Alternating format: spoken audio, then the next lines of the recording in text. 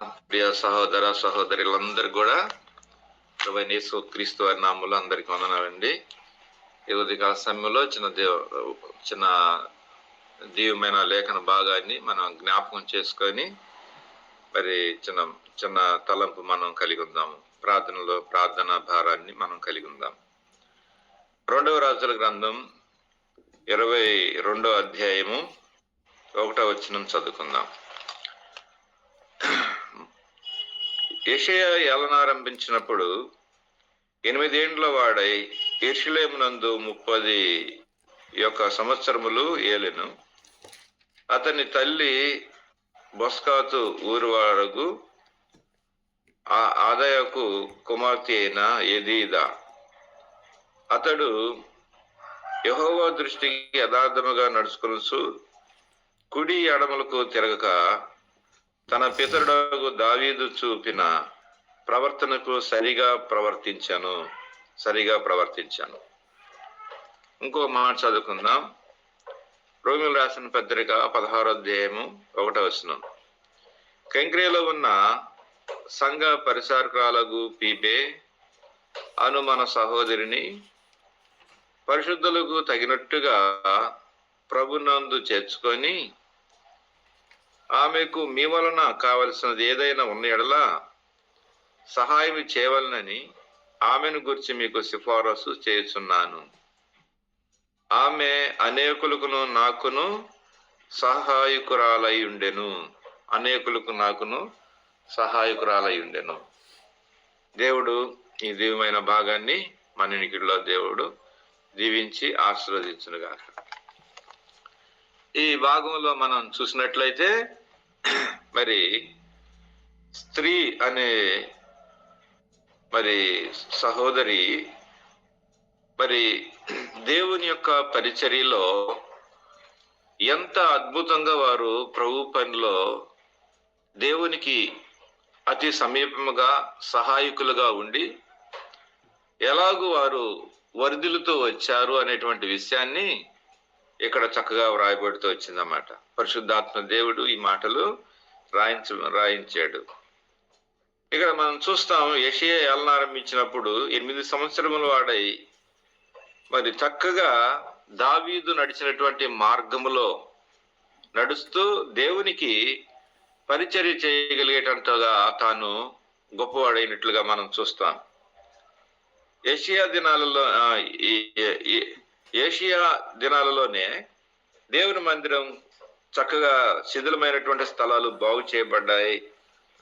అలాగే ధర్మశాస్త్రము మరి అతని దినాల్లో దొరికింది. అంటే అంతకుముందు గత దినాల్లో ధర్మశాస్త్రం కూడా లేదు. అవి యెషయా దినాల్లోనే దొరికినట్లుగా మనం చూస్తున్నాం. ఇక్కడ అధ్యాయాల్లో మనం 8వ వచనంలో చూస్తే ఆ విషయం కనపడుతుంది. అంతటా ప్రధాన యాజకుడైన హిల్కీయా యెహోవా మందిరమందు ధర్మశాస్త్రమునకు దొరికినని షాపాను అను శాస్త్రితో చెప్పి ఈ గ్రంథమును షాపాషునకు అప్పగించాను. అతడు దాన్ని చదివి రాజునొద్దకు తిరిగి వచ్చి, చూసావా ఇక్కడ మరి గ్రంథము 16వ వచనంలో కూడా చూస్తే యోధా రాజులు చదివించిన గ్రంథములో వ్రాయబడి ఉన్నంత ఇదంతా కూడా వారు చదువుకొని చాలా పశ్చాత్తాపడి వారు ఏ పాపము బలహీనత ఉన్నారో అవన్నీ వారు ఒప్పుకుంటూ దేవుని కోసం జీవించినట్లుగా మనం చూస్తాం. కాబట్టి దీనంతటికి కారణం ఎవరంటే తల్లి అన్నమాట. తన తల్లి తనకు చూపించినటువంటి ఆ మార్గంలో తాను జీవించడం అనేది జరుగుతుంది. ఈరోజు తల్లిదండ్రులు పిల్లలకి ఏం నేర్పించటం లేదు. కనేసేసి లోకానికి అప్పగించుకుంటున్నారు. ఒకడేమో నాస్తికుడైపోతాడు, ఒకడేమో అన్యుడిగా ప్రవర్తిస్తుంటాడు, ఒకడేమో లోకస్తుడిగా జీవిస్తున్నారు. మరొకరేమో మరి లోకములో వ్యసనాలకు బానిసలైపోయి మరి చెడు ప్రవర్తనలో అపవిత్రమైన ప్రవర్తనలో తిరుగుతూ ఉన్నారు. ఈ రోజున ఇలాంటి వారు తల్లులు అలాంటి వారిని తయారు చేస్తున్నట్లుగా మనం చూస్తున్నాం. మరి దాన్ని బట్టి మనం ఏం చేయాలి? మనం ప్రార్థన చేయాలి. మన ప్రార్థన బృందంలో ప్రార్థన భారము మన వారి విషయమై బహు శ్రద్ధ తీసుకోవాల్సినటువంటి వారుగా ఉంటున్నాం. బిడ్డలకు కావాల్సినవన్నీ ఇస్తున్నాం. వారికి కావాల్సిన చదువులకి లక్షలు ఖర్చు పెడుతున్నారు. వాడికి కావాల్సినటువంటి బట్టలకు మరి వాడు కోరిన బట్టలకు వాడికి ఇస్తున్నారు. మరి వాడికి ఏది కావాలంటే అది అన్నమాట. మరి ల్యాప్టాప్ కావాలంటే ల్యాప్టాప్ చూడండి వేలల్లో. మరి చూడండి భయంకరమైనటువంటి ఖర్చు పెడుతున్నారు ఈ రోజున తల్లిదండ్రులు పిల్లలకు. కానీ దేవుని వాక్యాన్ని చదివించటం, మోకరించి ప్రార్థన చేయించటం, దేవుని మందిరానికి తీసుకెళ్లటం, వారిని ఆరాధకులు వారి నోటి చేత ఆరాధించే స్థితిలోకి వారిని తీసుకురావటము ఈ రోజునుందా? చిన్న బిడ్డలు ఉన్నారు. ఈ రోజు చిన్న బిడ్డలు కానించి ఆ పరిస్థితి జరగాలి. దైవజనులకు మరి వందనాలు చెప్పించటము, అలాగనే గౌరవించటం, వారిని ప్రేమించటము, మరి వారికి పరిచర్య చేయటం, దైవజనులు ఇంటికి వచ్చినప్పుడు పిల్లల ద్వారా పరిచర్య చేయించటం, ఇలాంటి పరిస్థితులు ఎక్కడ కూడా కనబడటం లేదు. కాబట్టి మనం వారి విషయంలో భారం తీసుకొని వారిని చక్కగా పరిచర్యలో మనం వాడబడేటట్లుగా, ముఖ్యంగా వారి కోసం మనం ప్రార్థన చేయాల్సినటువంటి వారమై ఉంటున్నామని పరిశుద్ధాత్మ దేవుడు మరి బయలుపరుస్తూ ఉన్నారు. కాబట్టి ఈ విషయంలో మనం తప్పిపోయాం. మన పొరపాటు, మన అవిధేయత ప్రభు దగ్గర మనం ఒప్పుకొని బిడ్డల మీద చాలా శ్రద్ధ చూపించి వారిని దైవికంగా మరి పట్టుకురావాల్సినటువంటి అవసరత ఉంటుంది అనేటువంటి విషయాన్ని మనం గమనించాల్సినటువంటి వారుగా ఉంటున్నాం. స్కూల్లో ఒక సబ్జెక్టు పోయిందనుకోండి, మరి ఆ స్కూల్లో ఆ కాలేజీలో నెక్స్ట్ క్లాస్ కు వారిని ప్రమోట్ చేస్తారా? చేయలేరు. ఆ సబ్జెక్ట్ అనేది పూర్తయ్యే వరకు కూడా ఆ యొక్క నెక్స్ట్ క్లాస్ లోకి వారిని ప్రమోట్ చేయలేరు. కాబట్టి మనం ఏం చేయాలంటే, నిజంగా ఇది ప్రారంభ దశ. ఇది దేవుని యొక్క వాక్యం చదువుకోవటం, ప్రార్థన చేయటము, దైవికంగా ప్రవర్తిస్తున్నాడా లేదా అనేటువంటి విషయాలు చూసుకోవటం, ఇవన్నీ కూడా చాలా ఇంపార్టెంట్ అయిన విషయాలు. వీటిలో నువ్వు కనుక ఫెయిల్ అయ్యామంటే దేవునికి మహిమ, దేవునికి ఘనత మరి అవి పోయేవిగా ఉంటున్నాయని దేవుని వాక్యం మరి హెచ్చరిక చేస్తుంది మనల్ని. కాబట్టి మన ఇటు పరిస్థితుల్లో మనం తప్పిపోకూడదు. అది ఈ విషయంలో ఇది చాలా ప్రాముఖ్యమైనటువంటిది. వాడి సుదీర్ఘమైన భవిష్యత్తు, వాడి మీద ప్రణాళిక, దేవుని ప్రణాళిక ఇవన్నీ ఉన్నాయి. కాబట్టి వాడిని విచ్చలవిడిగా మనం వాడిని ఆ విధానాల్లో చూపించడం అనేటువంటిది అది దేవుడికి ఎంతో ఆయాసాన్ని కలిగించేటువంటి, దుఃఖం కలిగించేటువంటిదిగా ఉంటుంది. కాబట్టి మనం యవన బిడ్డల విషయంలో శ్రద్ధ తీసుకొని మనం వారిని దైవికమైన క్రమంలో వారిని వాడుకోవాలి. అట్లా వాడుకుంటే వారు దేవుని భయం, దేవుని మీద విశ్వాసం, దేవునింట్లో పరిచర్య చేసే భారం, పట్టింపు, అలాగనే వారు దేవుని కొరకై వారు పరిచర్యలో, మరి పాటలు పాడే పరిచర్యలో, స్వార్థ ప్రకటించే పరిచర్యలో, మందిర సంబంధమైనటువంటి పరిచర్యలలో వారు పాలు భాగస్తులుగా ఉండాలి. లేకపోతే ఆ సంఘం కూడా ఎదిగిరాదు, ఆ సంఘం కూడా ఎక్కిరాదు, ఆ సంఘంలో పెద్ద ఫలింపేం కనపడదు అనేటువంటి విషయాన్ని మనం ఇక్కడ జ్ఞాపకం చేసుకోవాలి. చాలా దెబ్బతిన్నటువంటి సంఘం అని చెప్పాలి. ఆ సంఘం యవనస్తులు లేనటువంటి సంఘము, ఆ పరిచర్య ఎంతో దెబ్బతిన్న పరిచర్య అని మనం చెప్పక తప్పదు. కాబట్టి మనం యవన బిడ్డల కొరకై ప్రత్యేకమైన ప్రార్థనలు మనం చేయాల్సినటువంటి వారు ఉంటున్నాం. మన బిడ్డల కోసం మనం ప్రార్థన చేయాలి. చాలాసార్లు మన కుటుంబాల కోసం మనం ప్రార్థన చేసుకుంటున్నాం. కానీ బిడ్డల విషయంలో చాలా మనకున్నటువంటి బిడ్డలందరినీ ఒక లిస్ట్ తయారు చేసి, మరి ఎవరెవరు బిడ్డలు ఉన్నారో వారి పేర్లు చక్కగా రాసుకొని, వారు ఏం చదువుతున్నారో రాసుకొని, వారు ఇంకా రక్షణ పొందారో పొందలేదో అది కూడా మనం టిక్ చేసి, వారి వివాహానికి సమీపంగా వచ్చారా అది కూడా టిక్ చేసుకొని, వారు ఎలా ఉన్నారు, వాళ్ళ పొజిషన్ ఏంటి అనేది కనుక్కొని, అది మనం వారి విషయంలో చక్కగా ప్రార్థన చేయాల్సినటువంటి భారం, అనుదిన మన ప్రార్థనా భారంలో వారిని జ్ఞాపకం చేసుకోవటం అనేది చాలా ప్రాముఖ్యమైనటువంటి అంశంగా ఉంటుంది అనేది జ్ఞాపకం చేసుకుంటున్నాం.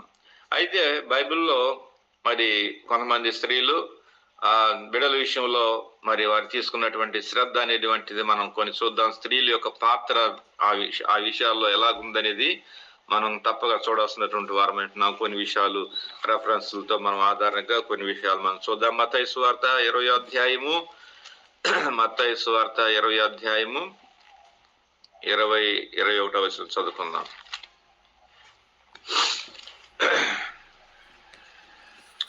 దేవుని వాక్యంలో నుంచి 20వ అధ్యాయము 21వ వచనం.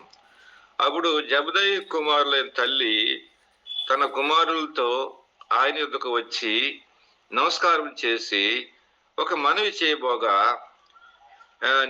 నీవేమి కోరుచున్నావని ఆయన అడిగాను. అందుకు ఆయన, నీ రాజ్యమందు ఈ నా ఇద్దరి కుమారులలో ఒకడు కుడి వైపునను ఒకడు నీ ఎడం వైపును కూర్చుండ సెలవిమ్మని ఆయనతో అనెను.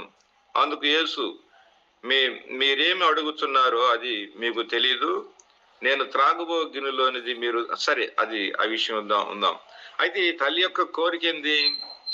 కుడి వైపున ఒకడును ఎడమ వైపు ఒకడును నీకు నీకు నీకు నీకు నా బిడ్డలు ఉండాలి ప్రభు అని కోరుతూ ఉంది. తన యొక్క భారం చూడండి. దేవునికి కుడి చేతి పుత్రుడుగా ఎడమ చేతి పుత్రులుగా ఉండాలి అనేటువంటి ఆ కోరిక ఆ తల్లికి కలిగినట్లుగా మనం చూస్తూ ఉన్నాం. ఈ రోజున మనం బిడ్డలను దేవునికి మనం అప్పగిస్తున్నామా అనేటువంటి విషయాన్ని జ్ఞాపకం చేసుకోవాలి. మన బిడ్డలు దేవునికి అప్పగింపబడిన వారేనా? కాబట్టి జబదయి కుమారుల తల్లి, ఆ పేరు ఏదో రాయలేదు కానీ, మరి నీకు కుడి చేతి పుత్రుడుగా ఎడమ చేతి పుత్రుడుగా నా బిడ్డలు ఉండాలి, వీరిని స్వీకరించి వారిని వాడుకో అని తను అప్పగిస్తున్నటువంటి స్త్రీగా తను కనపడుతుంది ఇక్కడ. ఈ రోజున మన బిడ్డలు మరి కుడి చేతి పుత్రులుగా దేవునికి కుడి ఎడమ చేతికి సహాయపడేటువంటి వారుగా ఉన్నారా అనేది మనం జ్ఞాపకం చేసుకోవాలి. దావీదు తన రాజ్యపాలనలో బిడ్డల్ని మరి మరి సభాముఖ్యులుగా చేసినట్లుగా ఉంది. అక్కడ సభాముఖ్యులుగా ఉన్నారు వారు. దావీదు కుమారులు సభాముఖ్యులుగా ఉన్నారు. పాటల బాటలోను వాయిద్యాలు వాయించడంలోను దేవుని స్తుతించి ఆరాధించే విషయాల్లో వారు సభాముఖ్యులుగా ఉన్నారని దేవుని వాక్యంలో రాయబడింది. కాబట్టి మన బిడ్డలు ఆరాధించే విషయంలో, దేవుని పరిచర్య విషయంలో ముఖ్యులుగా ఉండటం అనేటువంటి విషయము ఎక్కడ జరుగుతుందో వారిని చూసి మనం నిజంగా సంతోషించాలి, దుఃఖపడకూడదు.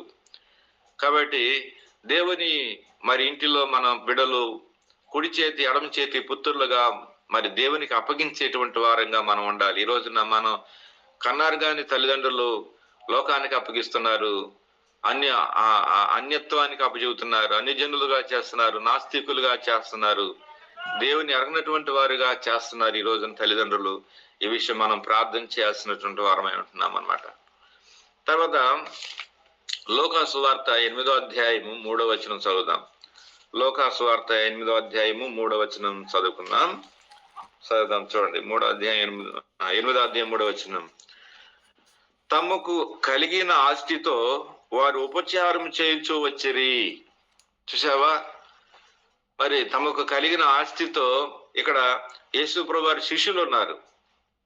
శిష్యుల కింద పరిచర్య చేయడానికి మరి వారి బిడ్డలతో వారు దేవుని యొక్క పరిచర్యలో వారు పాలిభాగస్తులుగా ఉన్నట్లుగా మనం చూస్తున్నాం. శిష్యులకు మరి పరిచర్య చేయడానికి తాము అప్పగించుకున్నట్లుగా మనం ఇక్కడ చూస్తున్నాం తల్లుల్ని. నిజమే అన్నమాట. ఆనాడు ప్రభువుతో తిరిగి పరిచర్య చేస్తున్నటువంటి ఆ యొక్క అపోస్తులైనటువంటి వారితో 12 మంది కాదు, ఇంకా ఎక్కువ మంది ఉన్నారు. వారందరితో కలిసి స్త్రీలు పరిచర్య చేసే విషయంలో వారి సొంత ఆస్తితో తమకు కలిగిన ఆస్తితో మరి దేవునికి పరిచర్య చేస్తూ వచ్చినటువంటి స్త్రీలుగా మన ఇక్కడ కనపడుతూ ఉన్నారు. కాబట్టి పరిచర్య చేసే విషయంలో స్త్రీలు తన ఎంతో ముఖ్యులుగా ఉన్నటువంటి విషయంగా ఇక్కడ మనకి జ్ఞాపకం చేయబడుతూ ఉందన్నమాట. మనం ఎలా ఉన్నాము అనేది మనం కూడా కొంచెం ఆలోచన చేసుకోవాల్సినటువంటి వారుగా ఉంటున్నాం అన్నమాట.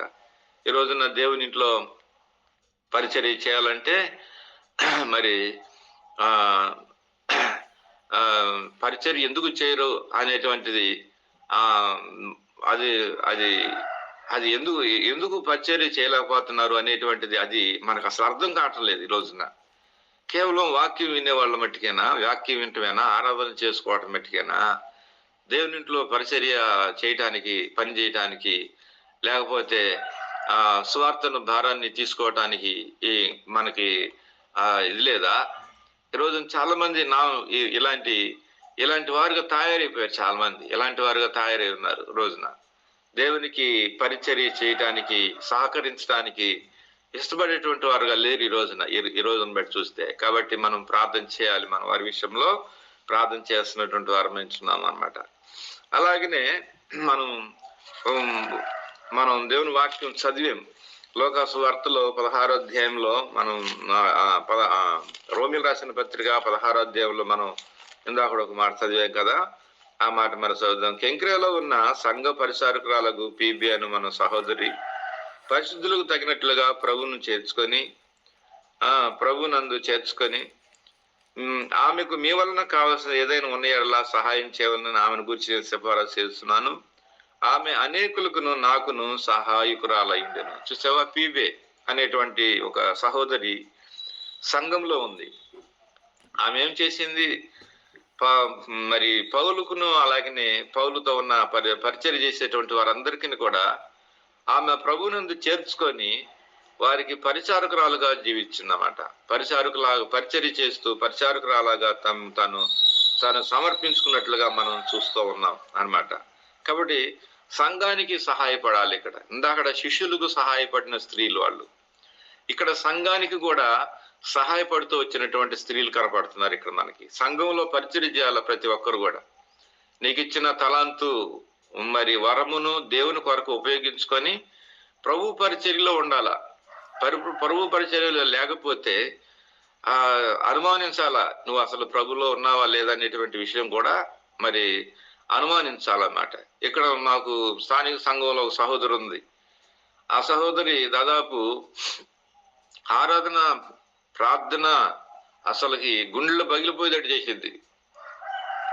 గుండెలు పగిలిపోతాయి, అలాంటి ఆరాధన చేస్తుంది అన్నమాట. కానీ ఈ రోజు వరకు కనీసం చీపురు పట్టుకొని ఊడ్చిందిగా దాఖలాలు ఎక్కడ లేవు అన్నమాట. చీపురు పట్టుకొని ఊడ్చిన దాఖలాలు కూడా లేవు ఎక్కడ.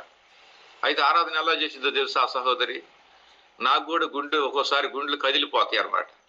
అమ్మో ఇంత ఆరాధన అన్నదంట. మా అమ్మ అంది, వయ్యా వీళ్ళు ప్రార్థన ఆరాధన గుండెలు పగిలిపోయేట్టు మనుషులు చచ్చిపోయేటట్టు చేస్తున్నారు, కానీ ఒకరు పరిచయం చేసేవాళ్ళు లేరే మందిరంలో అని చెప్పేసి మా అమ్మ మొత్తుకునేది అన్నమాట. ఏందయ్య ఎట్లా తయారు చేసే వెళ్ళనని చెప్పేసి అంటా ఉండేది. మా నాన్న ఇక్కడ మందిరానికి వచ్చినప్పుడల్లా వారు మందిరాన్ని ఎంత నీట్గా పెట్టుకుంటారంటే, చక్కగా చిన్న గడ్డి పరక ఉన్న పూసున్నా కానీ వాళ్ళు దోకేసేసి శుభ్రంగా దాన్ని తీసేసి ఊడ్చేసి ఎంత పోగు చేసిపోతారో. ఆ ఉన్న 4 రోజులైనా చక్కగా మందిరం అంతా కూడా నీట్గా కనపడుద్ది అన్నమాట, అద్దంలా కనపడుద్ది. ఎంత సంతోషం అంటే మా తల్లిదండ్రులు కూడా దేవుని ఇంట్లో అట్లా పరిచర్య చేసే కొంత ఆ యోగ్యతను ప్రభు అనుగ్రహించాడు. అందును బట్టి నేను ప్రభుని స్తుతిస్తున్నా అన్నమాట. ఈ రోజున ఇక్కడ చూస్తే నిజంగా గుండెలు పగిలిపోయేట్టు ఆరాధన చేస్తున్నారు, ప్రార్థన చేస్తున్నారు, కానీ మనిషి చచ్చేటట్టుగా చేస్తున్నారు, కానీ కనీసం చీపురు పట్టుకొని నడువంచినటువంటి దాఖలాలు కనపడట్లేదు. ఏందమ్మా పరిచర్య చేయమంటే అట్నే చూస్తున్నారు, దయ్యం పెట్టినట్టు, పెద్ద భూతం పట్టినట్టుగా ఏదో ఎట్లనే చూస్తున్నారు. మమ్మల్ని ఏదో చేయమంటున్నాడే అన్నట్టుగా చూస్తున్నారు. నాకే భయం వేస్తుంది మళ్ళీ వాళ్ళని చూస్తుంటే. సర్లే, ఎవరు పోయేదారిలో వాళ్ళు పోతారని వదిలేసేసి మెలకుండా ఊరుకుంటున్నాం. కాబట్టి మన జీవితంలో ఇందాక మనం చూస్తున్నాం, తల్లిదండ్రులు బిడ్డలను ఆమె యేసు ప్రభువారికి అప్పగించుకుంది. అలాగనే శిష్యులకు వారు అప్పగించుకున్నారు, స్త్రీలు కొంతమంది. అలాగనే సంఘానికి పరిచర్య చేయడానికి అప్పగించుకున్నారు. అంతేకాదు తీతు రాసినటువంటి పత్రికలో మనం చూస్తే ఇంకొక మాట, చక్కని మాట అక్కడ కనపడదు. తీతు రాసినటువంటి పత్రిక 2వ అధ్యాయము 4-5 వచనాల్లో మనం చూస్తాం ఈ మాట. 4-5 మొత్తం కలిసి ఉంది చాలా.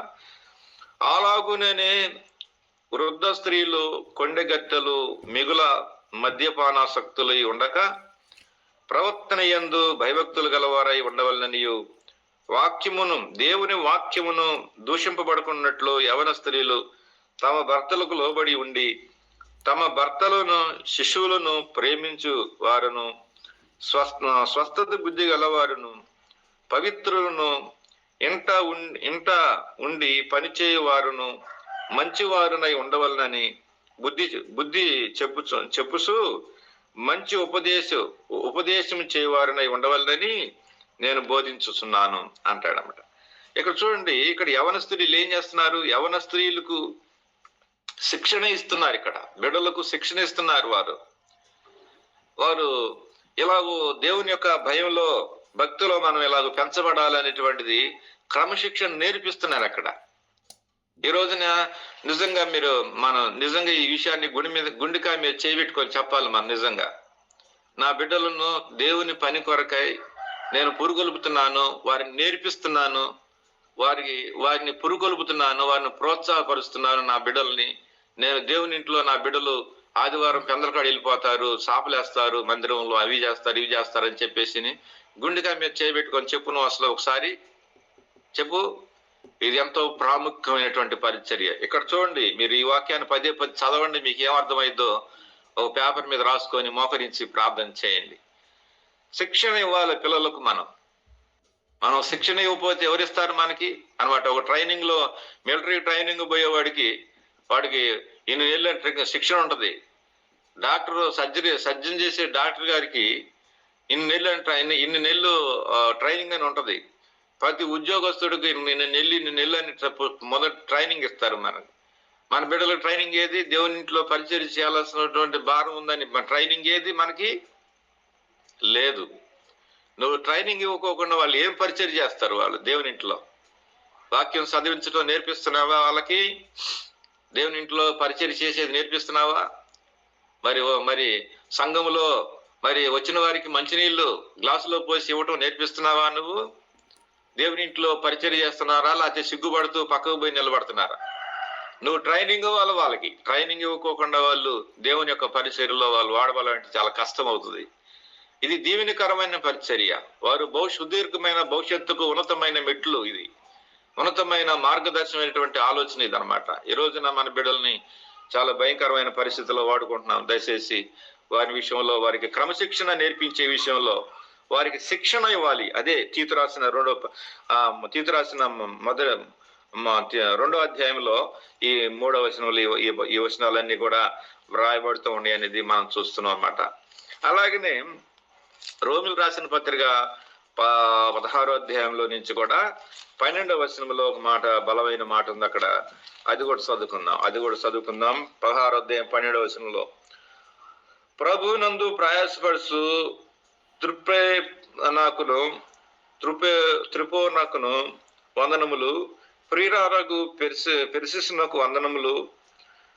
ఆమె ప్రభునందు బహుగా ప్రయాసపడాను. పెర్సిస్ గురించి ఇక్కడ రాస్తున్నాడు పౌలు. ఇక్కడ సంఘంలో ఈమె దేవునికి కొరకై బహుగా ప్రయాసపడినంటే ప్రభు కోసం చాలా కష్టపడింది అటువంటి స్త్రీగా కనపడుతుంది ఇక్కడ. చూసావా, కుటుంబంతో సేవించడం అనేది గొప్ప విషయం ఇక్కడ. మరి నిజంగా అలాంటి విషయంలోనే కష్టపడటం అనేది, ఇంకా కష్టపడి పనిచేయటం అనేటువంటిది ఇంకా గొప్ప విషయంగా ఉంటుందన్నమాట. కష్టపడాలి మనం దేవుని యొక్క సంఘములో, మనం కష్టపడి పనిచేసేటువంటి వారమై ఉండాలనేటువంటి విషయం ఇక్కడ జ్ఞాపకం చేయబడుతుంది అన్నమాట. మనం కష్టపడి పనిచేయాలి, దేవుని ఇంట్లో పరిచయం చేయవారు. అలాంటి వారంటేనే దేవునికి ఎంతో ఇష్టమై ఉంటుంది అనే విషయాన్ని ఇక్కడ మనం శ్రద్ధగా చూడాల్సిన వారు ఉంటున్నాం అన్నమాట. అలాగనే 1 తిమోతి 5వ అధ్యాయము 10వ వచనంలో ఒక మాట చదువుదాం. 1 తిమోతి 5వ అధ్యాయము 10వ వచనంలో నుంచి కూడా ఒక మాట చదువుదాం.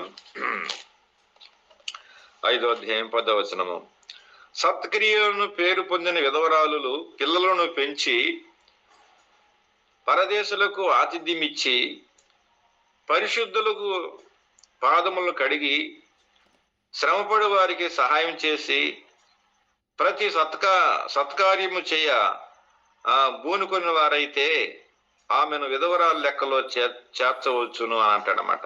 అంటే ఏంటంటే ఇక్కడ ఒక మాటతో చెప్పాలంటే, మంచి క్రియలను చేయాలని శ్రద్ధ కలిగి ఉండటము, మంచి క్రియలు చేయాలనేటువంటి మనసు కలిగి ఉండటం అనేది ఇది చాలా విషయం అనమాట. మన మొదట మన హృదయాల్లో మనసు రావాలి. నేను ఇదిగో దేవుని కొరకు ఇది చేయాలా అనేటువంటి ఆదుర్త, ఆరాటం, ఆ పోరాటం అనేది హృదయంలో ఉండాలి. అది లేకుండా మనం ఏదో నామకార్థంగా చక్కని నీటైన బట్టలు వేసుకొని చక్కగా ఖరీదైన బట్టలు వేసుకొని పోయి అక్కడ నిలబడటం అనేది కాదు మనం అన్నమాట. కాన్వకేషన్ జరుగుతుంటే చాలా మంది రోజుకొక డిజైన్, రోజుకొక మోడల్ చెప్పులతో సహా అంత డిజైన్ మారిపోద్ది అన్నమాట. నేనైతే పాత గుడ్డలే నాయి, వేసుకున్న గుడ్డలే వేసుకుంటాం, ఇస్తరాకులు ఎత్తేయటం, ఎక్కడ చెత్త చెదారం ఉంది తీసేయటం, గార్బేజ్ డ్యూటీ నాది. అంతా తుడటం, కడగటం, ఎత్తేయటం, ఇది మన డ్యూటీ అక్కడ. అందరూ రోజుకొక డిజైన్. నేను ఈ పాకి పని చేస్తానే, ఇవన్నీ ఈ చెత్త చెదారం ఎత్తుతానే నేను ఒక్కొక్కరు వేసుకొచ్చే బట్టలు ఎన్ని పరిచయం చేస్తూ ఉంటాను అనమాట. ఒరే మీరు ఇక్కడ వేసుకుంటారా, నేను వేసుకునే రోజు ఉంది, నేను బట్టలు వేయటం మొదలు పెడితే మీరు ఎక్కడ ఉంటారా అని అనిపించింది నాకు ఒకసారి. దేవుడు ఏపిస్తాడు, దేవుడు ఇస్తాడు, దేవుడు అవకాశం ఇస్తాడు. ఈ లోకంలో